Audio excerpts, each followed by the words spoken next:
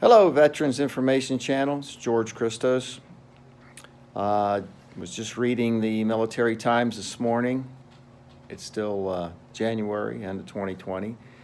Something a little disturbing that we have 28,000 troops in South Korea. 28,000 troops at Camp Humphreys, one of the largest. It is the largest overseas base that we have. And last year, South Korea paid almost $1 billion to help supplement us being there, which is, it was 70 million more than the year before. So they've increased, 8 or 9%.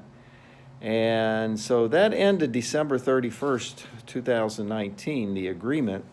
And they don't have a new agreement. And the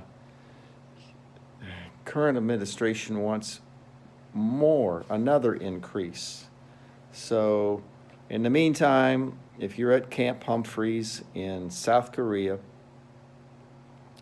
a lot of services are going to be curtailed. So the post office is not going to be open as many hours. The buses aren't going to run as much. A lot of services, canteens, retail stores, everything, because there's going to be no overtime paid to any civilians.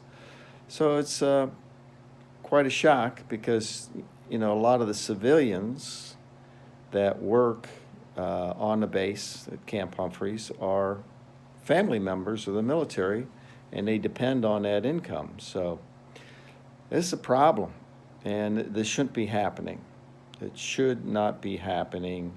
You can't expect South Korea, in my opinion, just my opinion, to have an increase every year, a large increase. It was 70 million last year, so they're paying close to $1 billion.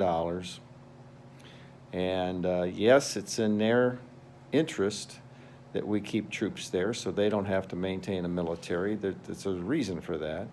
But also, we're there as, a main military base, the largest military base overseas, for our interest in the Asian area, whether it's China, Japan, Korea.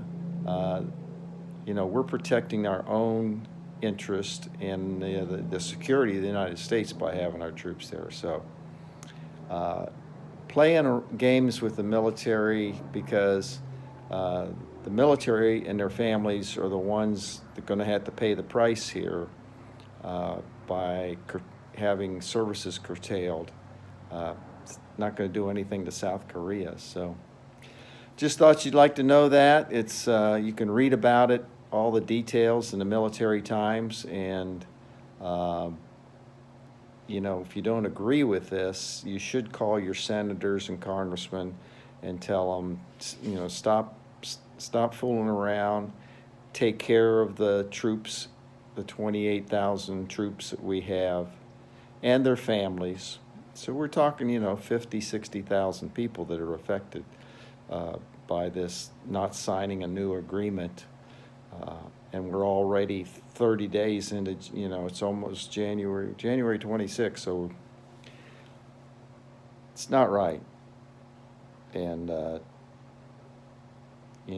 having the military and their families pay the price with the curtailments, it's different if you're going to, affect South Korea in some way, but you're not. So stay tuned.